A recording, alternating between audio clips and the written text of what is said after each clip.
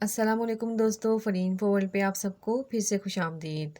دوستو، انٹرنیٹ موجودہ دور کی سب سے بڑی حیرت انگیز اور مفید ایجاد ہے۔ اسے کاروباری، معلوماتی، ترقی اور تفریح کا ذریعہ بھی سمجھا جاتا ہے۔ انٹرنیٹ سے زندگی کے ہر شعبے سے تعلق رکھنے والے افراد فائدہ اٹھاتے ہیں، مگر گزشتہ چند روز سے پاکستان کے شہری ایک بار پھر سے انٹرنیٹ کی بندش کا شکار ہیں۔ ملک بھر میں تمام social media apps Twitter, YouTube, Facebook تاحال بحال نہیں ہو سکی ہیں، جس کی وجہ سے پاکستان کے عوام کو شدید مشکلات کا سامنا کرنا پڑ رہا ہے۔ دوستو، عمران خان کی گرفتاری کے بعد پاکستان میں انٹرنیٹ کی بندش سے ملک کو 40 ارب روپے کا نقصان ہو چکا ہے۔ انٹرنیٹ کی بندش کی وجہ سے جہاں عام آدمی متاثر ہو رہا ہے، وہیں ملک کی معیشت کو بھی ناقابل تلافی نقصان ہو رہا ہے۔ انٹرنیٹ کی بندش کی وجہ سے ٹیلی کمیونیکیشن کو بھی اربوں روپے کا نقصان ہوا ہے۔ دوستو، اس وقت آئی ٹی سیکٹر وہ واحد سیکٹر ہے جو تیزی سے گرو کر رہا ہے اور باہر سے کرنسی لا رہا ہے۔ ایک محتاط اندازے کے مطابق انٹرنیٹ کی بندی سے آئی ٹی سیکٹر کے نوجوانوں کو بھی بھاری نقصان اٹھانا پڑ رہا ہے۔ آئی ٹی برآمدات میں $15 ملین کی کمی ہوئی ہے۔ نہ صرف یہ بلکہ اس کے ساتھ ساتھ پاکستانی فری لانسر بھی اس وقت انٹرنیٹ کی بندش کی وجہ سے خسارے میں ہیں۔ انٹرنیٹ کی بندش کی وجہ سے سیل کی ادائیگیوں میں 50% کمی واقع ہوئی ہے۔ سروسز کی بندش کی وجہ سے طلباء کو بھی پریشانی کا سامنا ہے، کیونکہ بہت سے طلباء اپنی تعلیمی سرگرمیوں کے لیے یوٹیوب استعمال کرتے ہیں۔